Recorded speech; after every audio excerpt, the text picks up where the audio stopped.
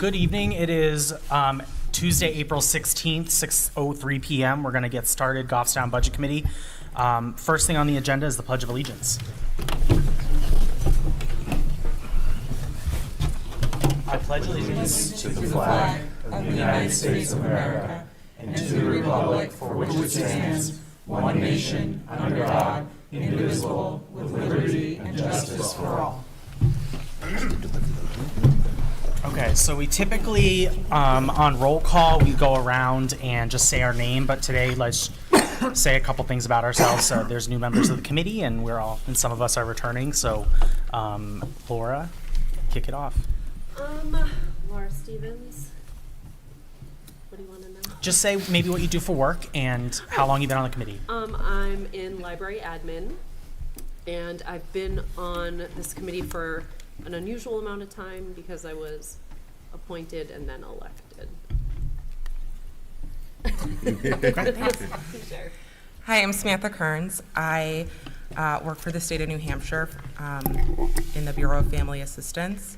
I was elected to this committee in 2022. Yeah, thanks. Hi, everyone. Richard Manzo. Been on this committee. I think I'm coming up on my 5th or 6th year. Outside of here, I'm a business operational consultant. I help small businesses deal with financial struggles. Thank you. Hi, everybody. I'm Allison DeCesare. I work for myself, providing bookkeeping services to small businesses and individuals, and this is my 2nd year on the Budget Committee. I'm Elizabeth DeBrule. I'm the Director of Education and Public Programs at the New Hampshire Historical Society. I have served two terms on the Budget Committee from 2011 to 2017, and I was chair for 3 of those years. And I did a very short stint as a fill-in member of the Budget Committee in 2020 when we were all Zooming for 6 weeks or something. Very short period of time. Yeah. Olivia Welch-Erdahl. I'm a home educator with a background in human and social services. This is my 2nd year on Budget Committee. Peter Grigorakakis. I'm back on Budget Committee for this year. I served 2017 to 2020, and I am a finance counselor with Southern New Hampshire University. Frank Hobbs. I was elected in 2022, current vice chair, and I have a little girl who's just about to turn 6.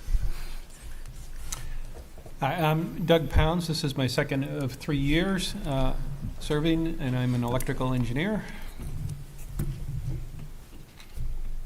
Richard Fletcher. I'm serving from the Goffstown Village Water Precinct.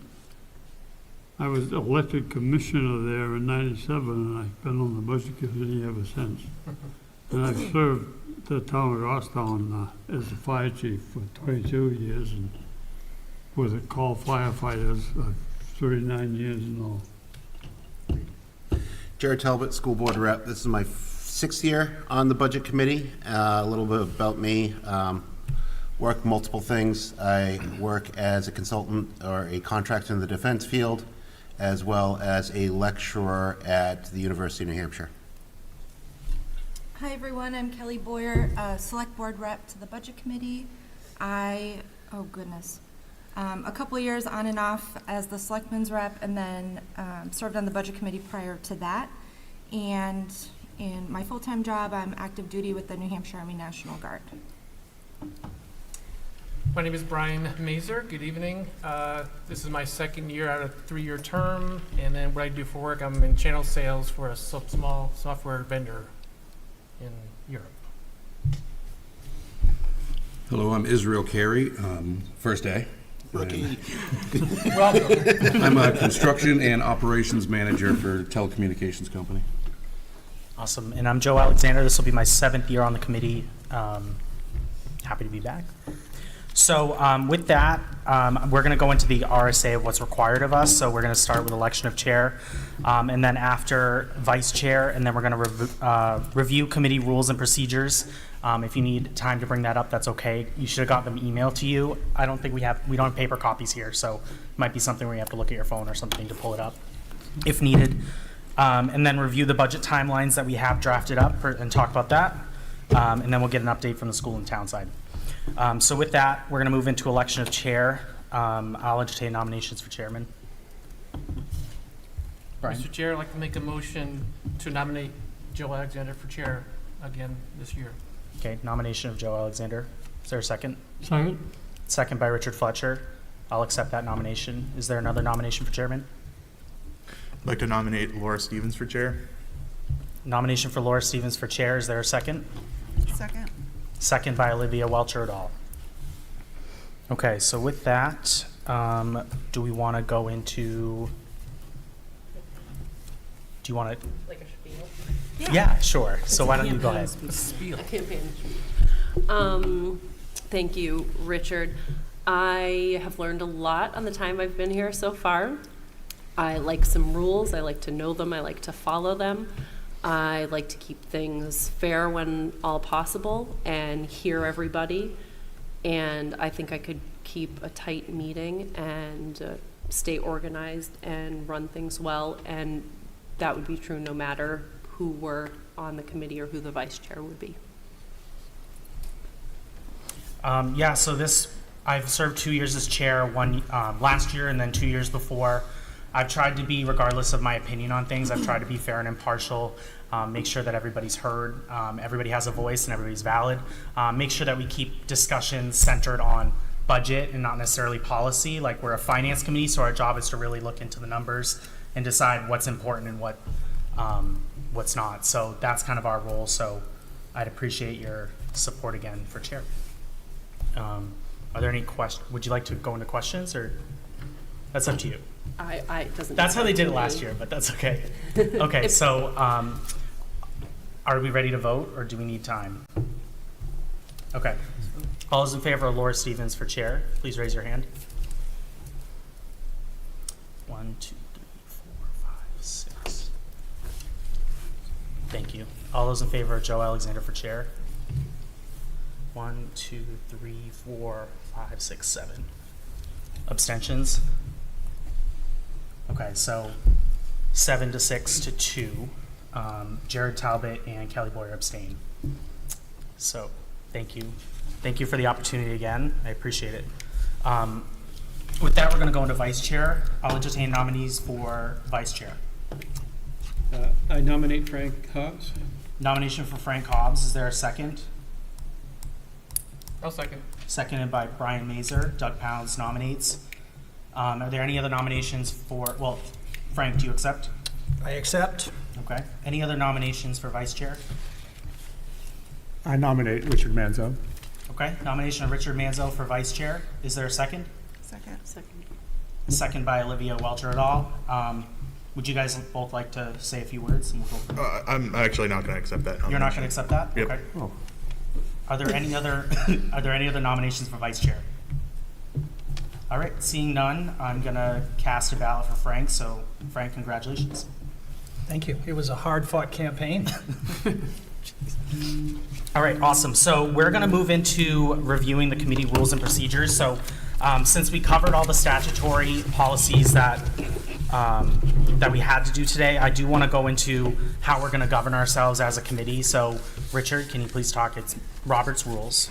Yes. Typically, we govern ourselves with Robert's Rules. I'm not saying I'm an expert with it, but I have a general idea. And if not, Richard is usually quick to call me out on that and let me know if I'm messing up. So I'll just give everybody a minute to pull up the list. I'm going to pull it up myself.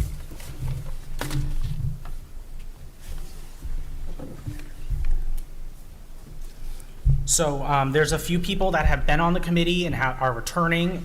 There's some that have taken a little bit of time off, so I'll give everybody a second to review this. Couple minutes and then we'll get going.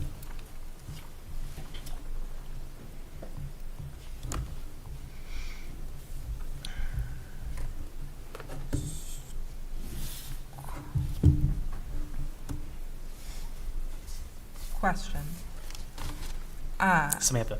Thank you. Am I to assume that this part highlighted in yellow is new? On the second page? I think you're looking at the RSAs, not the rules of order. Yeah, the rules of order is it should be a separate I attachment. looked at, I was like 3215. Yes, 3215 is the RSA, or 32 is the RSA that governs the budget committee. So I encourage everybody to read that if you haven't. That's how that's how the state tells us to run run the committee. Richard? The highlighted part, just if anyone was curious, is the provision of the RSA that says that a member will cease to hold office if they miss 4 consecutive meetings with an unexcused absence, and that's not new. That's always been the rule.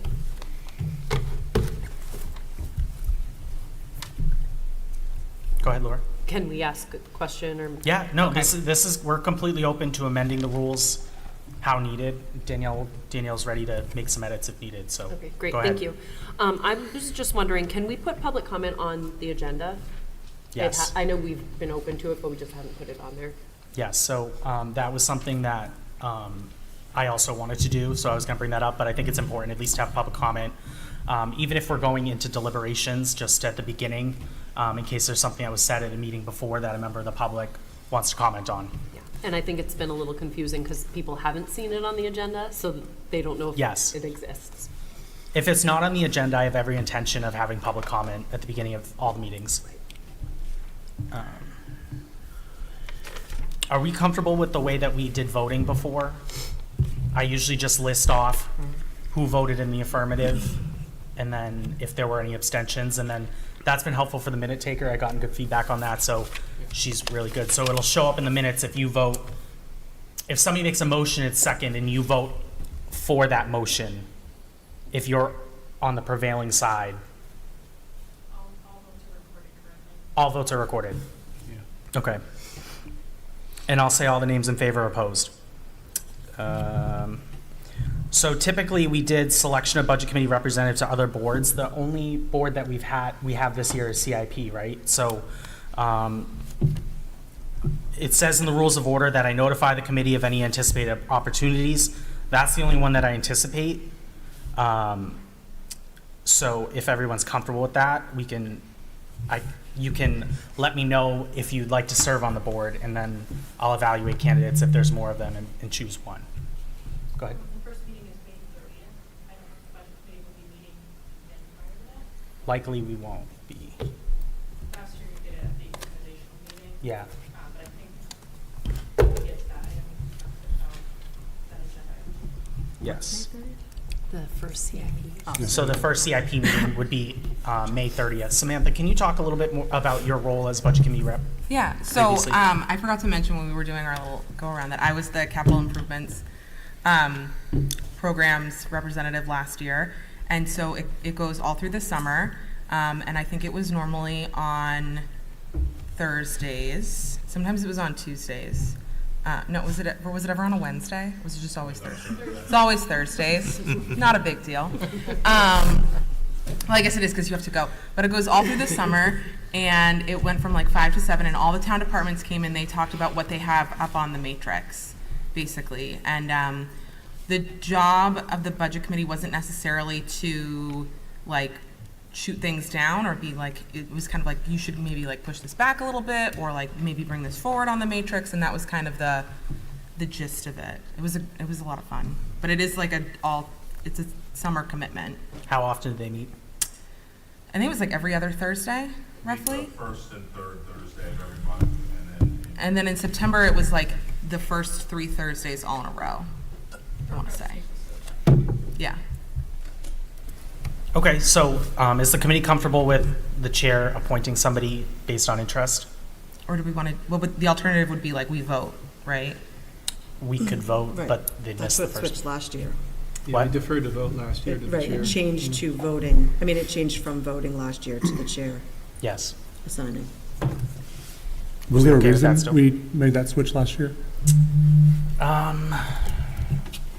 No, I mean, historically, it's been the chair that's appointed. I mean, Elizabeth, based on your experience, I mean, when I was elected in 18, 19, 20, it was the chair that usually appointed it, so. It's not usually a real competitive thing. Right, it's just usually somebody that wants to spend their summer, right? It's more like the chair begging people to, somebody to step up and do it. Yes, So- yeah. Get out your checkbook, Joe. Yeah, right. Okay, so we're gonna continue with that then. And then the last thing is emails. So this is typical 91A. Like, as we know, we're a public board, so if there's a meeting of 9 or more of us makes a quorum, we need to notice it and let the public know about it. So any emails, Catherine Fisher, Danielle, they typically BCC us so that we aren't at risk of violating 91A, which is the meeting requirements under state law. So with that, are there any other comments or questions on the rules of order? Laura? Thank you. I'm not sure if this is the right time for this question, but I had it in my notes from last time.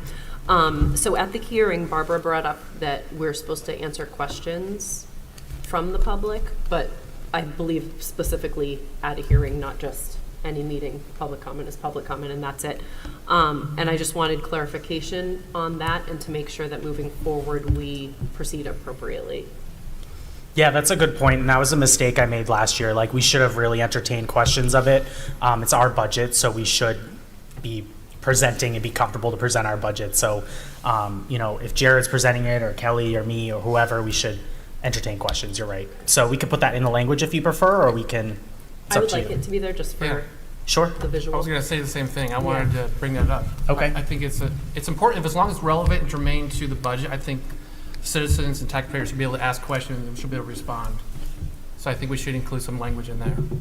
Okay. Elizabeth? I would just say, I think we should be doing it for public comment in meetings as well. I mean, you don't want meetings to get out of hand, you don't want it to turn into an argument, but if somebody comes with a question, we should answer it, and maybe give them some sense that they have been heard, and that we are considering it further, or what if it's a question we can't answer on the spot. So, I know some boards choose not to do that, but I think it's a mistake. Okay. Is there an RSA or something that would keep us from doing that? There's nothing in RSA 32. That's a board decision. Okay. Yeah. So that would be in our rules of order, we put it in. Then I would agree with that. So do we want to limit the scope of the questioning? Because I mean, that's something to think about too, right? Like, you don't want to, like, if somebody asks 4 or 5 questions in a row, it takes up like X amount of time in the meeting, and we're answering questions for an hour and a half before the meeting. Kelly? Just for some insight at the select board, we give everyone their 3 minutes to speak, and if they have questions included that, we usually leave it designation of the chair whether or not to respond in that moment or kind of start a dialogue, and then if we can direct them to a resource, we usually do that and get email addresses or whatever so we can follow up. So it's kind of just a, depending on the situation sort of thing that we kind of act in the moment. Okay, that's helpful. So are you comfortable kind of governing ourselves with the same procedure? Peter? I was just going to ask Kelly, do you guys have that language actually in your rule of order? Like, is that already written in, or has that just been how you've been practicing? I mean, there is RSA that dictates public comment, which we could share that with the board. I'm looking at Danielle saying yes or no. It's written into the select board's rules It of is. procedure. Yep. I don't know that it says anything specifically about answering questions, but I guess that's just a common courtesy if we're able. I don't, does it? Okay. It does in the select board. Can you, Derek, do you mind reading off? Do you have the rules? I can pull them up. Because we I can have- motion just to add the select board portion of the rules into our rules that pertain to public No, comment. Yeah, it points to the RSAs directly. It talks about the time limits. It talks about keeping things relevant to, no naming names. It pretty much covers kind of all the bases. I feel like that's what's already in here. I feel like that's what our public comment says. It doesn't. But it doesn't address answering questions. Well, I guess the public is welcome to address. Address could mean ask questions, right? That's true. I didn't think of it that. So this is under 2.8 of the select board's rules of procedure. Public participation in the board meetings. Each person desiring to speak during public comment shall state his name, street, and if not a Goffstown resident, his, her town, and shall fill out the roster provided by the town administrator. Presiding officer shall schedule appropriate public comment time for the Goffstown residents at the beginning and end of each regular meeting. The presiding officer, at his, her discretion, may allow other speakers for a germane topic. Public comment speakers are limited to 3 minutes each. Agenda appointments with the board may be made for regular meeting. Let's see. Unless a concern, so I skipped a little bit about agenda requests. Unless a concern expressed at the public comment period or an agenda appointment is an urgent matter The board may take up the concern at the next regular meeting under old business. And then they don't have public comment, nor agenda appointments on special meetings. Okay. So the only thing glaring that I saw was we only need one public comment at the beginning of the meeting. Is there any other things you'd like to scratch, Doug? I agree with that. I think in public comment at the end, I'm not sure, that seemed a little superfluous for our type of meetings. Does that make sense to others? Yeah. Agreed. Kelly?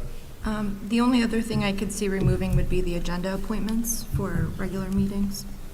Okay. That's it. I mean, unless you'd like people to make timed appointments to meet with the budget committee where it's more of a dialogue. I can't think of a situation No. really where we need that. No, okay. So other than that, are we comfortable adopting that minus those two items, the end of public comment and the agenda appointments? Okay, I'll entertain a want a motion to second? do that. No, Want a I'm not second? motioning. Is there somebody that would like to motion? So moved. Moved by Elizabeth, second by, I'll second. second by Doug. All those in favor of that change, please raise your hand.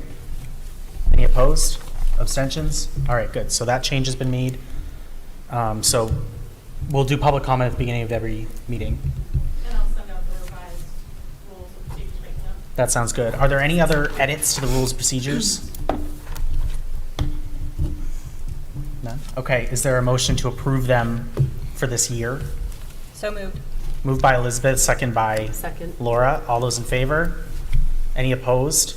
Abstentions? All right, we're good. Awesome. That went a lot faster than it did last year. I don't know if anybody's ready for that. That was a longer meeting. Okay, so next up we have appointment of CIP rep per the rules.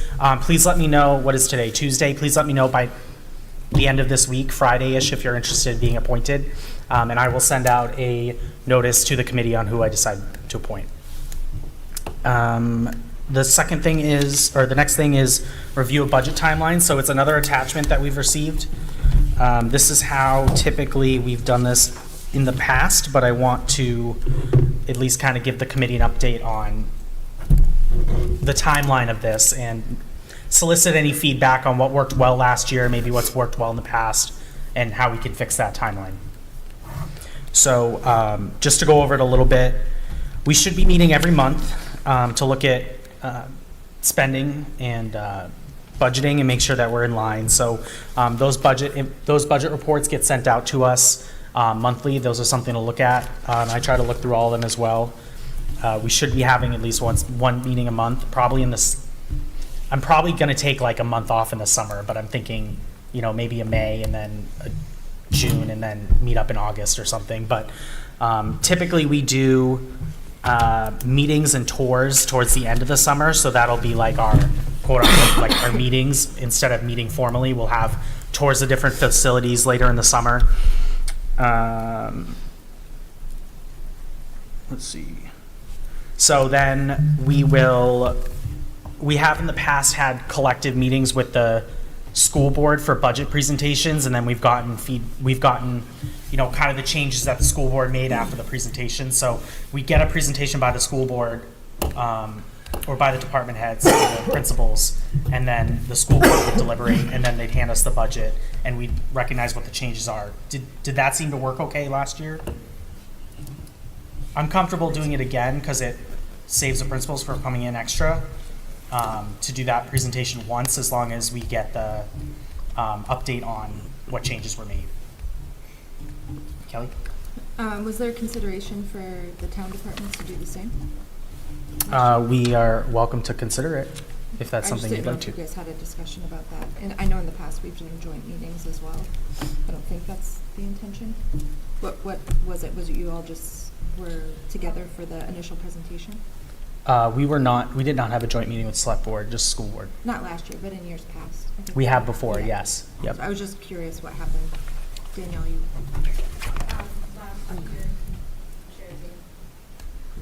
Last year, I believe it was the preference of the budget committee, the select board to rep to the budget committee.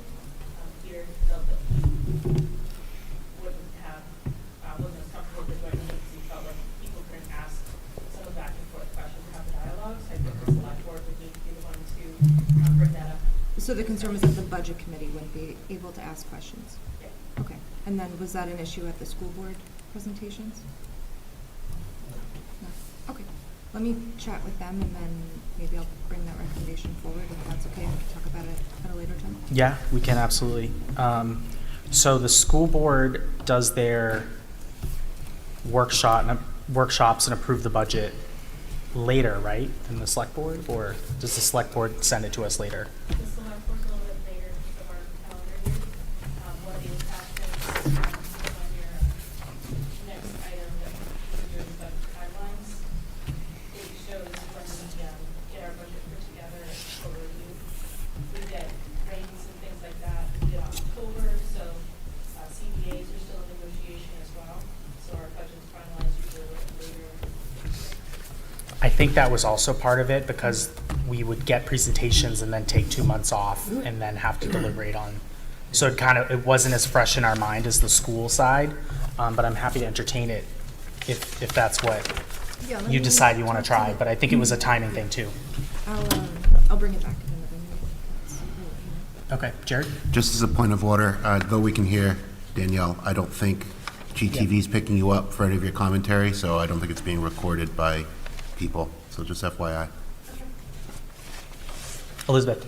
I know in the past, we've always had trouble finding out about the warrant articles, the CIP items, until sometimes the very, very end. Usually that's an issue on the town side, not the school side so much. Is there a schedule on when we should expect to hear about those warrant articles? Or maybe that should go to Kelly and not Derek and Danielle. Kelly? Well, yes and no. Are you talking about, I'm assuming you're not talking about zoning or anything like that? No. Just the, Oh, God, the no. budgetary impacted Yes. warrant articles? Yes. I mean, we try to get them as soon as possible, but how many contracts do we have this year? Two? There's one that's being, so Thank you. there's one contract, but there is a statutory deadline, it's the second Tuesday in January, So I'm not so worried about the contracts, because I know those are, I mean, you've got a lot of moving pieces and you're trying to get those done. But I'm worried about, I'm talking about any other kind of major project, something that's coming through CIP. I know sometimes you guys wait until the end to decide those, but by waiting so late, it also deprives the budget committee of a chance to really dig into those articles. Yeah, certainly. I think in years past, we've brought up things that that are in the CIP matrix that might get changed or moved, but typically those projects have been discussed at the budget committee level, so I'll definitely try to be mindful of that, but I don't know that we've had any last-minute additions in the past couple years, but that's certainly something I'll try to keep an eye on. Okay. Just overall, so Okay. I'll let you know. Especially when we're going through the departments. Like if we just have a heads up of what you guys are thinking about doing, because it's hard to consider CIP items at the end of everything else. We should be talking about them when we're talking about the departments that they relate to. Yeah, Elizabeth, sorry, I can't see you, so I'm trying to. I know. Yeah, that has been the standard way that we've been doing it, as the departments are bringing them forward when they're making their initial budget presentations. And then things might change if the select board chooses to remove something, or pull something out of the budget into its own separate warrant article. That's happened recently, but for the most part, I can't think of anything specifically that has come like really late in the game other than CBAs. Okay. Okay, good. Okay, so Kelly will get back to us about select board. Jared, did it work okay timeline-wise for you? Oh, yeah, it was great. It was right before my hunting season, so it's perfect for me. Wonderful. But no, we distribute at this board's pleasure, and our business administrator and assistant business administrator this year will deliver as needed. Did we actually send the calendar around for the SAU? I thought we did, so we'll be good. Yep, so I'll let the committee review this, and this is kind of a rough, we don't have to approve anything today, but this is kind of the idea of how we want to run this. So if you have any feedback from me or decide, after thinking about it, it might be better to do something else, just, we can talk about it next meeting as well. Is that okay? Okay. So next up, I'm going to, can both of you give us an update? I know we typically haven't done that in the past, but I feel like we haven't met for a while. This guy wants to come forward with some Wonderful. stuff. Perfect. Big surprise. 3 handouts for you if you want to pass them around. Yep, do you want to talk about that? I think what I'll do is, if it's okay, is I'll just take this one. Yeah, I got an extra one. All right. All right, this is weird, but we'll do it. So while we're passing this around, I wanted to just give the Budget Committee an overview of some staffing changes at the SAU and also at all of our schools. So at the SAU, in case some of you did not know I shared it with many, but the next school year will be my last in the business administrator role. A gentleman named Doug Totten has been selected to be the assistant business administrator next year, and he will assume the business administrator position in the 25-26 school year. Heather Kelly, who is our staff accountant too, she will assume the assistant business administrator role that Laura Taylor is vacating. Laura worked with me, and Laura is taking a job in the Hopkinton School District as the business administrator. So it's always great when somebody that you work with gets a great opportunity, and Laura's really deserving of that. So as you'll see, we have 2 people in new roles, the SAU. For those of you who have not heard, at Bartlett Elementary School, Principal Jerry Gogan is retiring at the end of this year. And Suzanne Pishka, who is the current principal at Maple Avenue, she will be moving over to Bartlett to assume the principalship as of July 1 of this year. The current assistant principal, part-time assistant principal, Christine Colburn, she'll be going to Glen Lake as a full-time assistant principal. What the school district is doing is we have a very large number of school administrators that are going to be retiring over the next 3 to 5 years, and we need to do a lot of succession planning. We have a lot of inexperienced assistant principals, or some people who have not even had the job, and we need to groom them for principal jobs. At Maple Avenue School, Suzanne's principalship was vacated with her going over, and the Dean of Students from Mountain View Middle School, Bill Demers, will assume the principal position at Maple Avenue on July 1 of this year. Lisa Johnson will continue as the assistant principal, and Jill Ryu is the Dean of Students. Glen Lake, Kathy Stoyle continues as the principal, and Christine Colburn is the assistant principal. At Mountain View Middle School, Jessica Milligan is still the principal, Randy Williams the assistant principal, the curriculum coordinator is Josh Lewis, the special ed facilitator is Lindsay Phillips, and the Dean of Students is now an open vacant position because Bill took the principal job at Maple. At Goffstown High School, Frank McBride, principal, Kim McCann, assistant principal, curriculum coordinator is Kurt McDermott, special ed facilitator Callie Rosmack, and guidance director is Joyce Lewis. And last night, the school board received the resignations of the athletic director, so that's an open position, and the dean of students is also an open position. So there are certain folks that are taking positions at other school districts and leaving for a variety of reasons, but between those two, which were kind of new to us, and the ones that we know are planned retirements, we are looking at well over half, if maybe more, 60% of our administrators will be new to the district in the next couple of years. So with that, what you're going to see from a budget perspective is you're going to see, we may see some personnel. We've offered some of our staff at Bartlett and Maple to go to different schools depending upon their salaries. We may see actuals that come in, or you might see your budget for 25, 26. It might look a little bit different because in this case, say Suzanne's salary now went over to Bartlett and Bill's, so it just, you're prepared for that. And depending upon what we see from staff who are interested in moving to a different building, we may see that as well. So I just wanted to give you and the community a heads up with respect to that. So if I could ask, relative to principals, from what I remember, didn't Glen Lake and Bartlett share a vice principal? And so are we adding? We repurposed 1.5 positions to add another assistant principal for succession planning purposes. The thought process, and I think this is now open, so I'm not speaking out of school, Suzanne is only going to be in that role for 3 years. So what the school board and the school administration want to do is they want to prep that assistant principal to take over that position. So they repurposed 1.5 positions to make that happen. 1.5, like from where? Open positions. It was open positions. I know one was at the high school, and I'm trying to think where the other one was. I can get you that. Kate McGrath, who's our HR director, I know she explained that to the school board. I just don't have my notes. Yeah, on the that. important thing is we didn't add any FTE headcount. We're Right. keeping a kind of a level head in this, but from a policy standpoint, as we all know, we have to have good leadership at our schools, and this is the best way for us to do it. So keeping a low-level FTEs in place, that we thought that this is the best approach, especially with the pending retirements of several principals that are coming out. Okay, and just to, is it the board's intention to revert back to the kind of hybrid vice principal model, or is this a permanent position that We want to eventually? see, we want to see kind of what the delivery is, so whether we keep a hybrid principal between the two schools, or we have to, have a full-time assistant principal at Glen Lake, and then have a dean of students or something along those lines. Those will be conversations we have to have in the future. Okay, thank you. Good, Scott. Okay, so that was it for the staffing, but again, it has implications. So the other handout that I gave you was the capital reserve fund history.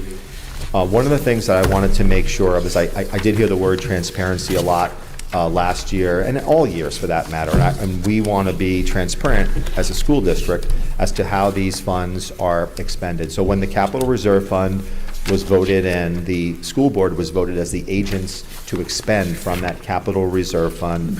I will share with you that last night, on April 15th, the school board voted to do 2 projects using capital reserve funds. One of them is the epoxy floor at Mountain View Middle School in the locker rooms. It's so 33 years old, I think. It's peeling, falling apart, and that has to be grinded down, and then the epoxy has to be reapplied. And again, that'll be done over the summertime. And then the other project was the cafeteria tables. They're over 15 years old. They were at Goffstown High School and then moved over to Mountain View. They are constantly breaking. There are safety issues with them. They're the collapsible variety. Sometimes they don't collapse. Sometimes they collapse when they shouldn't collapse. And we've had issues with seats falling off. We had to re-weld them, and so we're going to replace those. So those are the 2 expenditures. They also have been in the CIP, as well. So we try to stay true to the CIP plan. It is not every single thing gets on the CIP. Sometimes someone forgets or something comes up that's emergent, but we try to do our very best. I think, Jared, what do we have, like 90 to 100 items on CIP? So we try to plan. She knows. Samantha, right? We have like 90 to 100. I know we have a there's lot. like it's its own booklet. Yeah, so I wanted just at least share that with you. Okay, Frank. Scott, quick question. The cafeteria tables, is that a complete replacement or Yes, just a partial replacement? it's a complete of those that are replacement of broken? 22 tables. It also includes the disposal. DPW is not always happy when we show up with debris, so we're trying to make sure that we dispose of them. Yeah. They are good about that generally, but anyway. So the other page that you have are just some other, potential, projects. I will share with you that there are a couple of them that are on here that are rising higher and higher on that list. One of them is the district phone system, which will soon, if it's not already out of support, will soon be out of support. So we have to address that one. And then the other one is the phase 2 of the Mountain View Middle School cistern. This is the fire suppression. It's a tank that is there. About 2 to 3 years ago, we went in and we had to reline it. So we had somebody go in and scrape out the tank and reline it. But there were issues with that particular tank. That's a big project. So those are the 2 that I think are going to rise to the top. The other ones I don't think are, mission critical. All right. And then lastly, I gave you a memo that the district's been working on a project with a company called Energy Management Consultants. I shared this with you several months ago. There are a variety of projects, well over a dozen, that have been on the CIP, ranging from heating controls to boiler replacements to LED lighting, weatherization, replacement of doors, et cetera. And we've been working with them for almost a year now, but again, getting much more in depth with this over the last few months. But as I put in the memo, all these items, I think with the exception of some weatherization, have been in the district's capital improvement plan.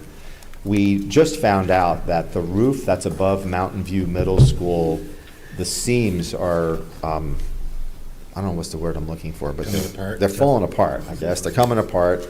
And that roof, it's a membrane-type roof, ballasted one, and it needs to be replaced. We're getting leaking in the library, and it's probably the worst place where you can have leaks when it rains heavy.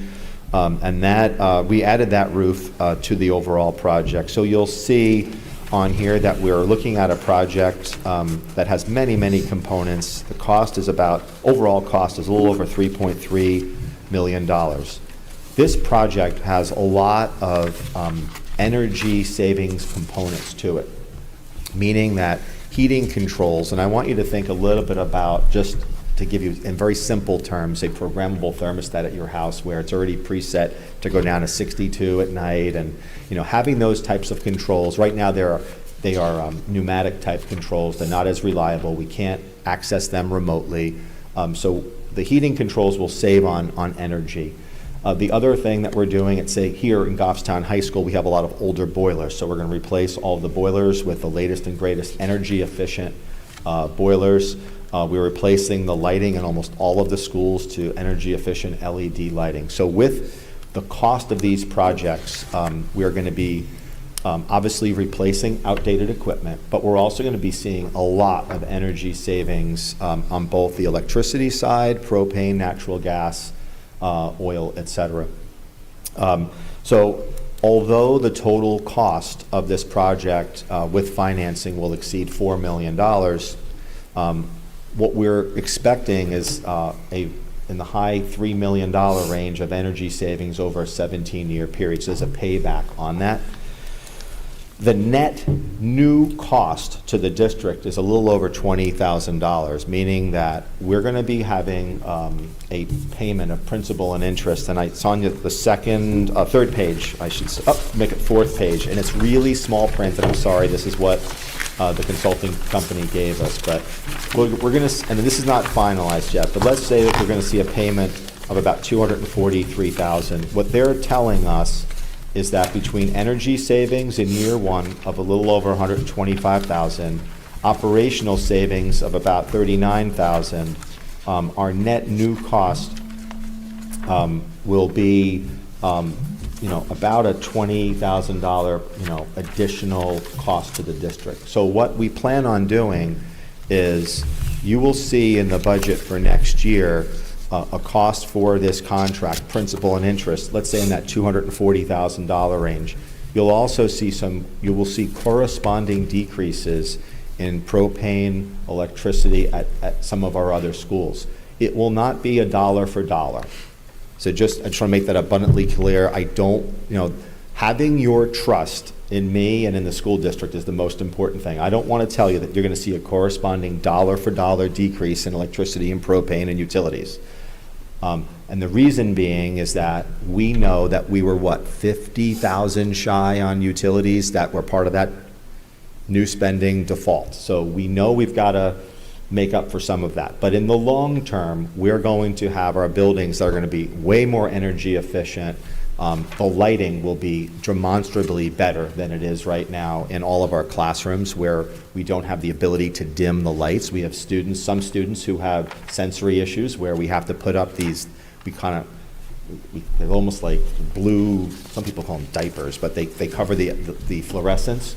So the lighting package will be much better. We'll have better control of our heating, better environment for students to learn in. So those are the nice byproducts of this project, but there is going to be a cost. So you're going to see cost savings in the energy side, but we're also trying to find that new normal of where our electricity should be, where our propane should be. And we're also competing about, what will the cost per gallon of propane be, because we go out to bid usually 2 years out.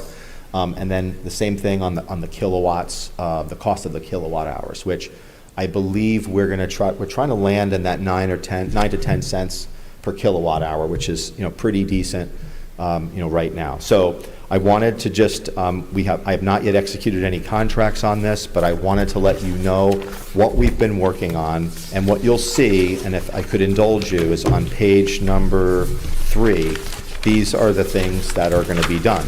So at Bartlett, Goffstown High School, and Maple Avenue, these involve boilers and heating replacements.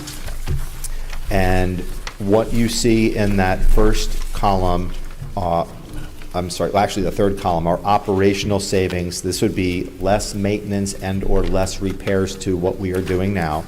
Your energy savings is based upon both kilowatt hours, and looking at Doug, because you're the engineer guy, but it's like therms, and it's pretty technical, it's in here. But they're looking at actual decreases in the cost to produce heat and also for electricity. We get rebates from Eversource on a lot of these projects. It'll be about $500,000 in rebates. So when we talk about what's called heating controls, is what I mentioned before, about half the cost of that heating controls project is picked up in a rebate. And that was on, I think it's like the 5th or 6th one down. So for Bartlett, for an example, the cost of the heating controls, which has been in CIP for years, about $205,000, $102,000 of that's covered by a rebate. And then you'll see on that same line, we should expect to see about a $9,500 savings in energy savings just from the heating controls, at Bartlett. So I believe that the school board, and Jared, if you want to speak to it, I think we see it as a win-win in terms of less energy and fixing and updating a lot of our aging equipment. Yeah, so from a budgetary standpoint, we're knocking off things off of our CIP while reducing the ongoing operations costs that we have from year to year. One of the things that Scott didn't mention that I'm going to remind him to mention is Plazek & Sanderson is a company that actually reviewed this.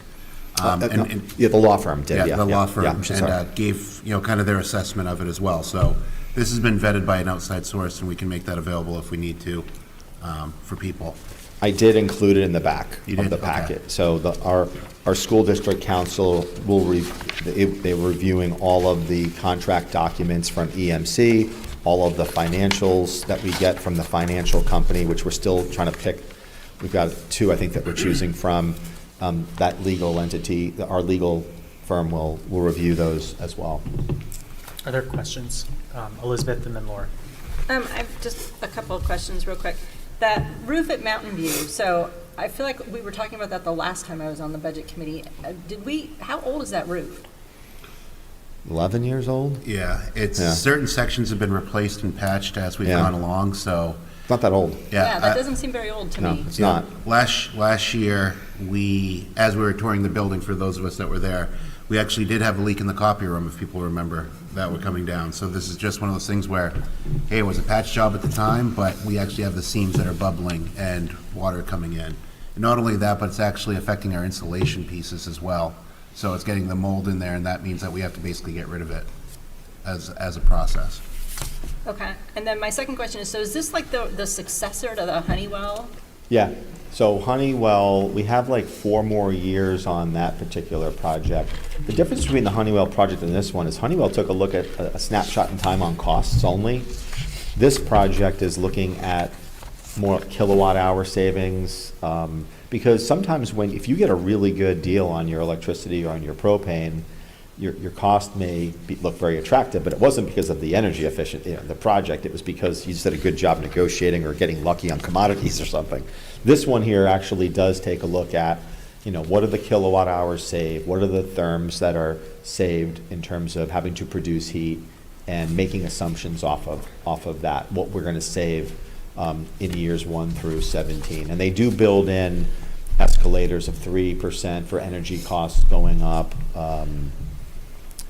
and also, different variable operational costs going up as well, because every time you have to hire an HVAC person or a repair person, those costs go up at least 3, 4, 5% every year, Right. if not more. So they factor that in as well. And I seem to remember that Honeywell actually did work very well, at least for a good chunk of time. It did, and it continues to do so. We'll have a little bit of an overlap. I think we'll have a 4-year, we will not make the first payment on this one until I think July of 2025.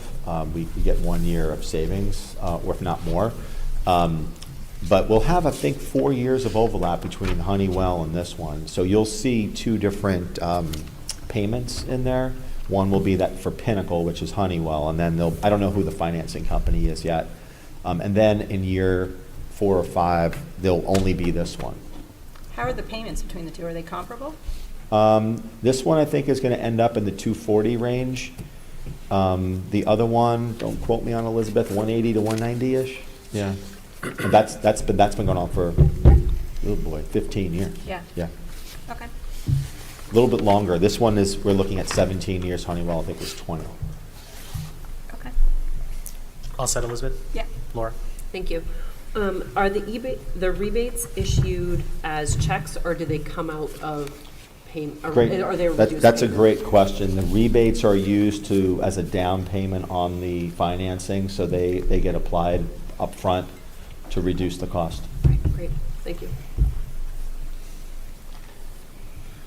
So I have a few. So when the work is being done, are they guaranteeing, like when these things are fixed, are they guaranteeing like the work for that extended time? I guess I want to make sure warranty, right, so you want to make sure you don't have another roof issue. Well, 11 years and then Yeah. it's year 17 and we got to replace it Well, again, we just interestingly, replaced we it. had a 10-year warranty on that roof. Just course. for whatever it's That- worth. oh, wait, And- yeah, that checks out. And depending upon what you buy, in terms of what the manufacturer or what the installer will give you, you typically, the more of a warranty, the more you pay. Sure. So I'll find out about, but the roof, to quote our facilities director, it was a ballasted roof, which is not the greatest roof because it's a thinner membrane and they put like stone and rocks on top of it. This one will be what do you say, like an adhered membrane, which is much better and much thicker than what the current one is. Again, I'm not a roofer, but that's what Randy had shared with me. Am I right on that? That's what I recall. Okay. So is this project, so the first year it's in the operating, but is it going to be in the default after a while? Like if it's approved this year? I guess I'm wondering because of the concern of the school budget going down and we have like a 17-year Yeah, so project right where- now, all of our, what's paying for this will be decreases in utilities. And in some cases, repair lines, and in some cases, maintenance lines. Because if you have a brand-new boiler, you're not going to have to worry about repairs. And some of these new boilers do not require remotely the type of maintenance that you would have. Our current boilers right now at Goffstown High School are both propane and oil. When you have that, you have to, if any of you have like an oil burner, you have to clean that oil burner every single year. But if you had a propane system, you don't have to clean it as much. So in that respect, we anticipate that we'll have lesser cost, and the company has provided us with what they believe will be the operational savings. So I will look through that with Randy and with them to say, okay, how can we lower some of our lines? But as I mentioned, and I want this to be a complete disclosure, and hopefully it gets in the minutes, is that you'll recall that as part of the proposed budget last year, we increased utilities, repairs, and maintenance. So I have to recognize that even though this will be a decrease, it might not be a net decrease. My goal, though, when we talk about default, the default budget is the current year's budget plus or minus any contractual obligations. What I'm looking to do is to look at some other lines, lower those lines, and then put this it's still the default, but it's just in a different line in the budget, okay? So that's what I'm going to be doing over the summer, is saying, okay, if I think we can save $20,000 in this one line, I'm going to move that default number to this, so that it would be part of the default, but it's taking it away from someplace else to making those tough decisions. Okay. But it And- will not be dollar for dollar. Right. Please, please, please understand that. It can't be. It won't be. Has the school board chatted at all about using part of the CRF to fund this project? So I told them that that's an option, because all of the items that are on here, for the most part, with the exception of weatherization, et cetera, are Right, that's what I was looking at. the replacement of existing capital assets. So it is in their purview, if they so choose to do that, to fund part of it, using CRF. That's not my call. Okay, and Jared, So- has there been any discussions on that? Not yet. We're looking at all Yeah. options Yeah. that we can to fund Okay. this. We think that this is a priority, that's why we're bringing it to this group. Because again, it comes down to, we're replacing aged equipment that's already on our CIP, and we're gonna be able to do that by getting a little over $500,000 in rebates to do it, and then we're gonna be receiving savings on our ongoing costs. So it seems like a win-win-win on this one, but how we're going to fund it is one of those things where, what lines do we have to drop? What things do we have to move? All of those items are on the table for us to consider. Okay. Any other updates? Are you all set? Yeah, so I had one more. Okay. And it had to do with, I received questions, I know the school board did, about, okay, the school district has a default budget, what are you gonna do, et cetera. One of the things that we have already made a decision on is that we were looking to go back to 19 school bus routes for the next school year. And with the default budget, we are not doing that. So we're gonna maintain 16 bus routes. The cost savings will be in the $180,000 to $200,000 mark to stay at 16. We do get concerns from parents about overcrowded buses or about kids being on the bus for a long period of time. But at this point, we feel that that would be the area where we would look to get the majority of any type of default savings. If I could continue. As many of you know, and for those of you who weren't part of the budget committee last year, there were certain things that were in the budget, such as Schoology, which is our learning management program, and Kaltura, which is the video component of delivering the curriculum for students. We have to put that in. It was grant funded. It has to be in there, so we have to take funds from other areas. Also, that Wonders reading curriculum, if you remember that, that was over about $100,000. Like, we have to buy that reading curriculum.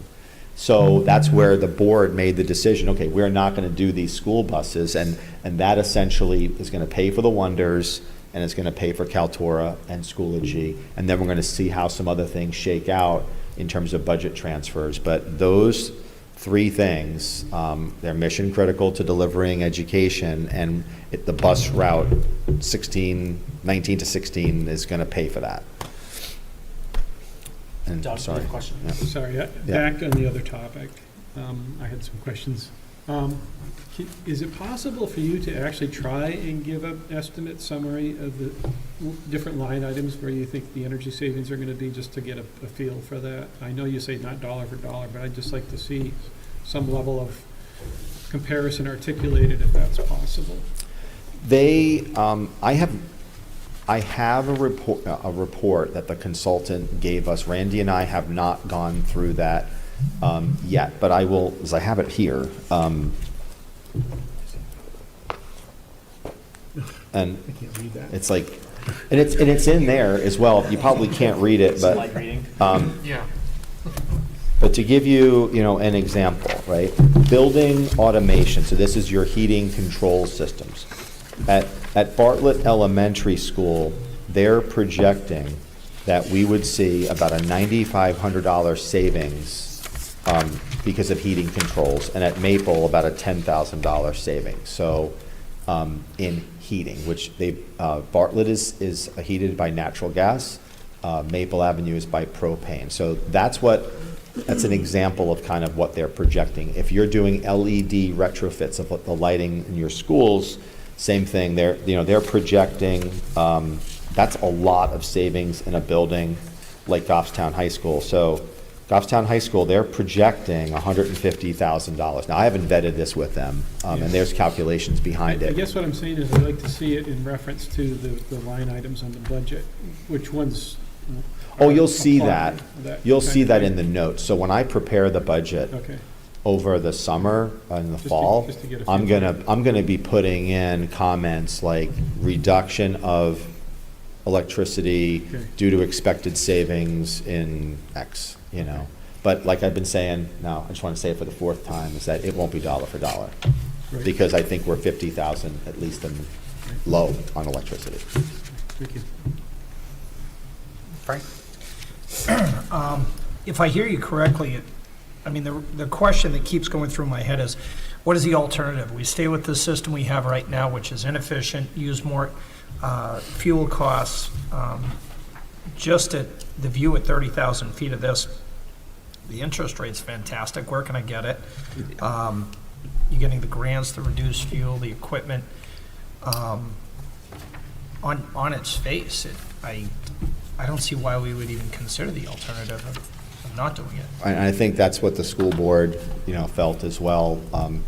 Just, if you recall, I mentioned to you, it's on your sheet, we replaced an HVAC unit on top of Mountain View Middle School, 60, it's on here, right? It's part of, we used it for capital reserve fund.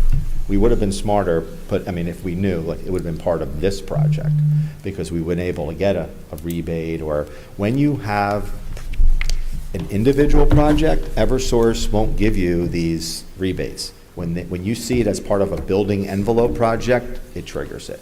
Just like the insulation on the roof, like, that would not ordinarily trigger an incentive, but when you're doing other things within the building, more than one measure, Eversource gives you a greater incentive on it. So, and these incentives are not always there. So years ago, 3-4 years ago, we did all of our gymnasiums and we got like a 75% rebate through Eversource. Well, that was a one-timer. There was some federal or state grant and they were throwing money at it and we did it. But that went away. And then now, you know, you're lucky to get a 25 or a 50% as opposed to the 75% that we got. So you have to try to seize the moment when they come around on these, because these programs, just like the ones that you might see as residents, like Energy Saves or other ones where like, oh, you buy light bulbs and they only cost you $2 and they're really 20. Like, sometimes they're there, sometimes they're not there. Was there, another question, please? Yeah. Was there any comparisons to the fire station downtown relative to the roofing and changes? It's one of the things from the tours last year, when we went to the fire station, they have some, I guess, pretty state-of-the-art energy efficient insulation. And I don't know how they did that, but it was pretty apparent when we were walking through there on a hot day, the difference between that fire station and the one over in Bernardville. Pretty significant. So The answer is no. I know, I don't believe that this company, you know, knows about the Goffstown, the fire station, but I will say that There's when any we kind of did talk comparison? about the insulation of that roof, we are putting in like this state-of-the-art insulation. As Jared mentioned, our current insulation is partially wet, which poses a problem in and of itself. So that has to all get taken out, and then they are putting in a type of insulation that's like really good. Okay. Yeah. I'd be interested, I don't know if you, I would encourage to talk to the Yeah, folks okay. downtown to see, check out the I appreciate comparisons. that. Maybe there's something, some merit to that. Thank you. The other one thing that I wanted to share with you with respect to transportation is that we're currently negotiating our transportation contract with our current provider. As I mentioned to the board, and we spoke to the board in both public and non-public. I can't share the non-public discussion, but I will share with you what I shared publicly.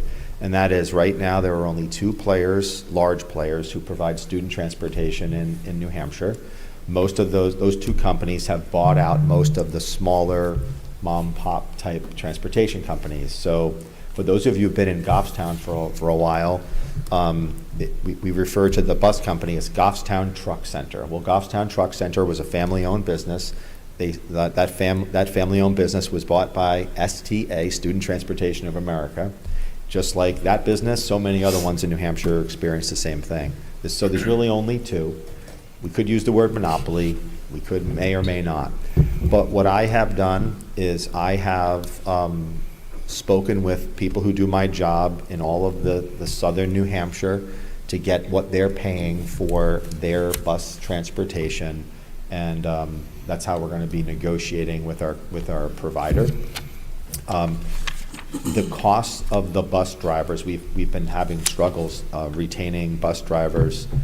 They used to be like $16 to $18 an hour. They're over $24 an hour now.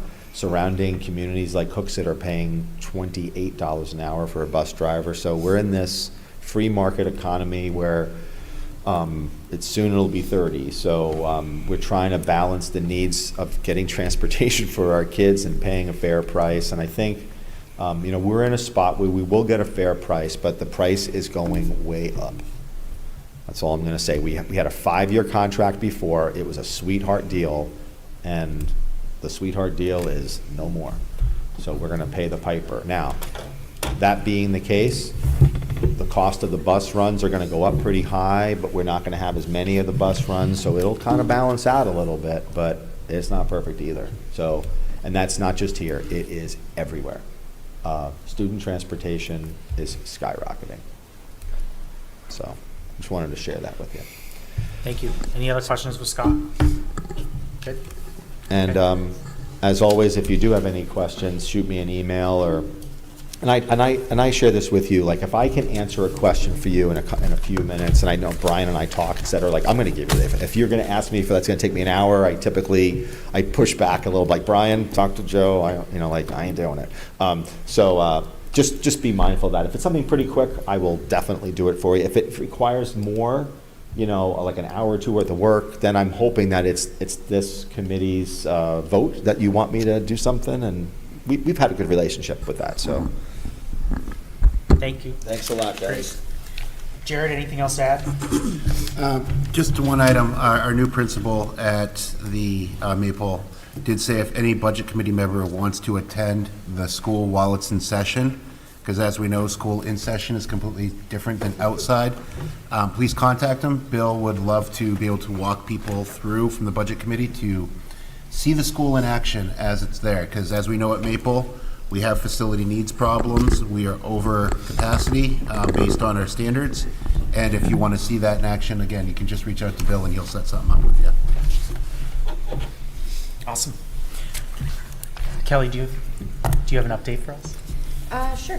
I don't have a ScotLink update, but I will do my best. So since the election, the select board has been working on making those initial decreases to the budget to make up that $1.4-ish million budgeting shortfall, while also trying to calculate this year's increases and figuring out how to manage all that. So we approved the 2024 road plan. Kelly, can you speak up a little bit? I'm sorry? We can't hear you down here. Can you speak up a little bit? Oh, sorry. Yep. We approved the 2024 road plan, which saw significant cuts. We're evaluating services right now overall, but we're trying to figure out how to manage reductions from this year versus scheduled things and planned things for next year. So, we're always trying to make sure that we're not impacting residents, but we'll see things as they evolve. Our finance team just met their 30-day deadline to reallocate the proposed budget to match default, so we just received that update. So thank you and good job to Danielle and her team on making that happen, because it's an awful lot of work after 8 months of budgeting changes to go back. And then as we keep making adjustments to maintenance schedules, road plans, things like that, I'll keep you guys updated. But like I said, compacting this year's reductions versus next year's is going to make for an interesting budget year and CIP planning process for all of us. As far as staff is concerned, I just want to share that Danielle is officially going to maintain her assistant town administrator title, but has moved also into the human resources director for the town, which is very exciting. She'll still be the liaison for this committee, but she'll be starting that new role, which means that we have a new finance director, Zach Hoffland, who moved from the town accountant role into the finance director role and treasurer. So you'll probably see him around, but he's been on the team and doing a great job. And that leaves his position for town accountant currently open, and we posted that job already, yes. And for GTV, for the PEG Access Coordinator, we just brought on Jennifer Pappas. And we do have an opening for a PEG Education Tech. And other town hall job openings, we have an IT Help Desk Tech position that's opened. We have a full-time building and health inspector position and a part-time building secretary. That's an open position right now as well. The IT help desk is going to be starting on the 29th of. Oh, wonderful. One less. Thank you. Any questions? Questions for Kelly? Okay. Good. Thank you, Kelly.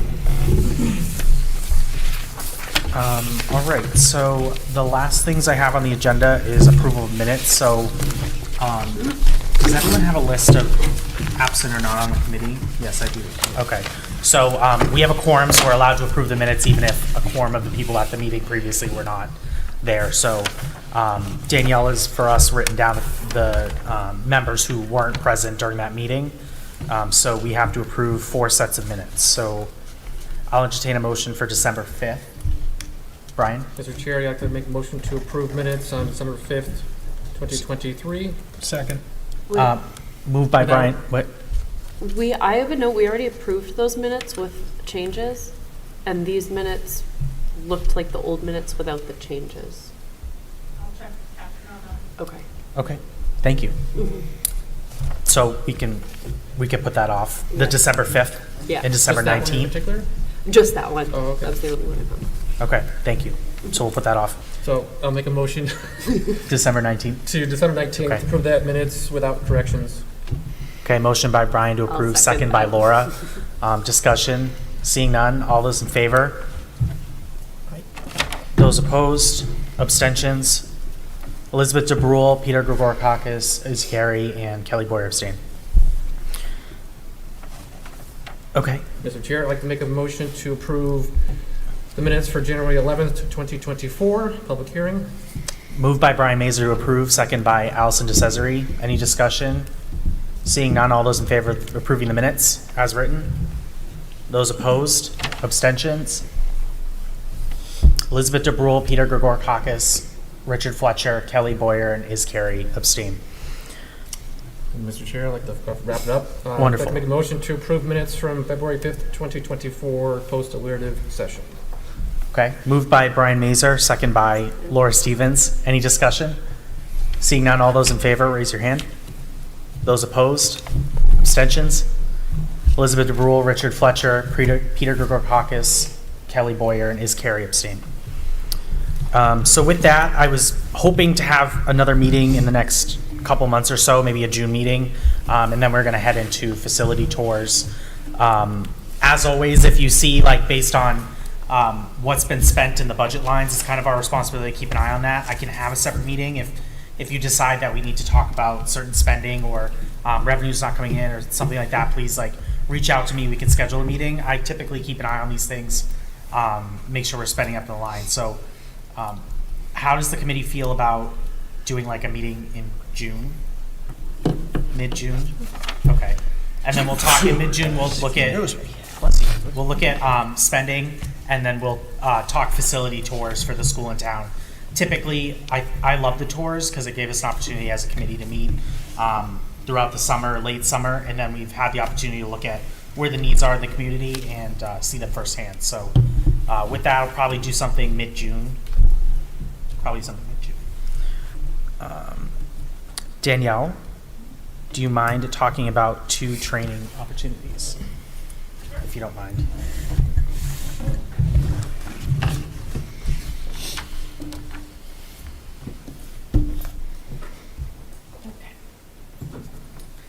So very briefly, you see before you that there are 2 upcoming training opportunities.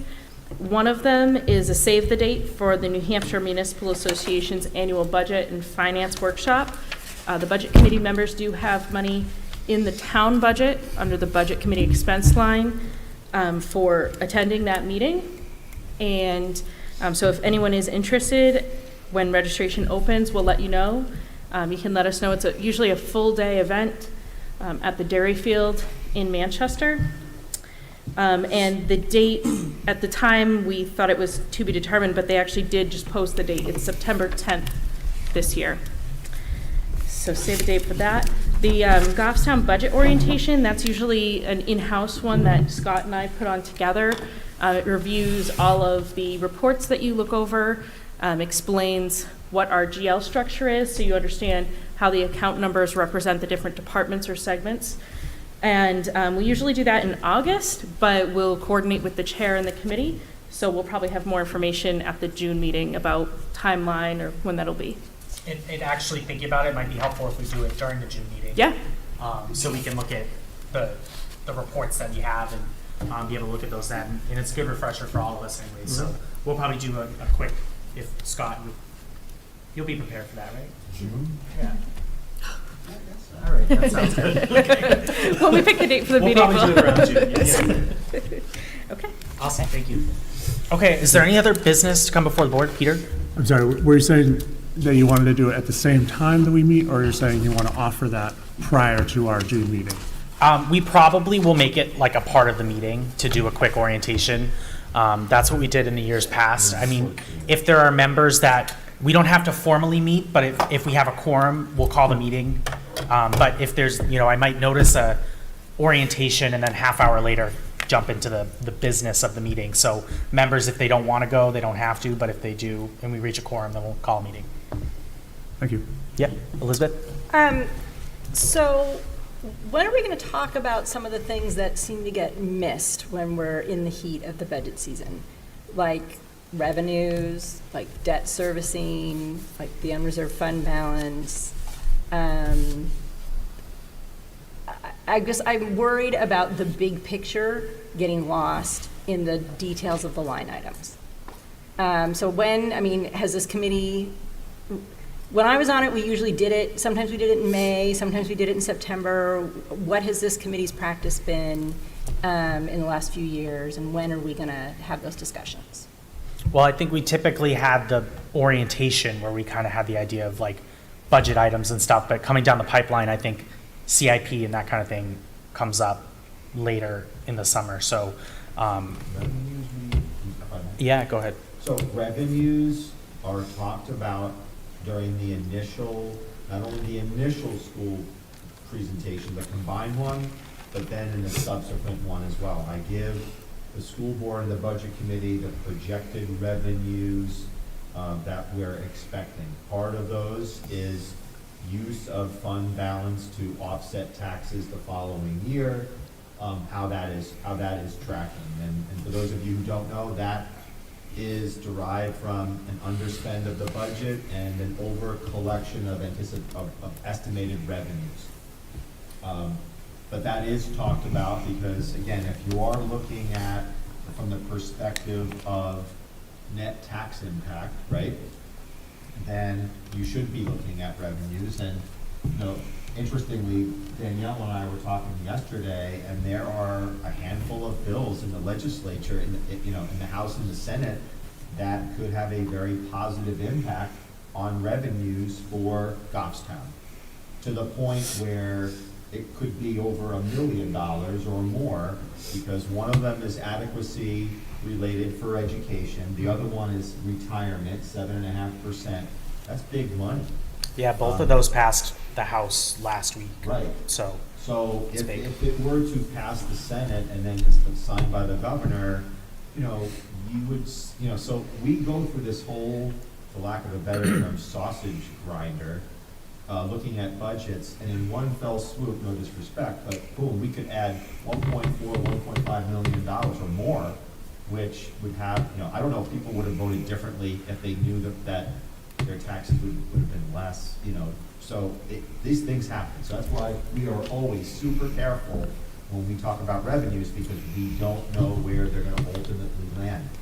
It's an estimate. So we can talk about it, but just know that they're unpredictable. And whether that's meals and rooms taxes or other things on the town side, they're tricky, or whatever that's worth. And we get revenue reports monthly as well. Yeah. So we'll kind of have an idea of that. Jared, did you want to bring up? No, that's not mine. Okay. Okay, we'll leave that to another meeting. All right, is there any other discussion? Sorry, can we also get at Yes. this orientation, kind of update on the capital reserve funds in general? Yes. I mean, who can expend from them? How, okay, that's all gonna be covered? Okay. Okay, that's good. Joe did a fantastic, I don't know if you've been paying attention to this, but we do this stuff. I don't know if you did it back then, but. Funny, but yeah. We didn't have very many capital reserve funds back then, believe it or not. I don't think there was many of them. I think we have the same number with. Really? I don't since think you- so. Too, We right? didn't have the ambulance thing. That's a revolving fund, but a little bit different. Parks and Rec was a new revolving fund back in the day. They did not have a revolving fund initially when I got on. There were changes. We didn't have school back when you were on, did we? Remembering correctly, because I You mean think the I was school there. was the That's school out of capital the minutes. reserve Strike fund? that. Olivia, you should back up. Okay, so at this point, I'll entertain motion to adjourn. Make a motion to. Motion by Olivia, second by Frank. All those in favor? Aye. Opposed? We're unanimous. Okay, thank you, everyone.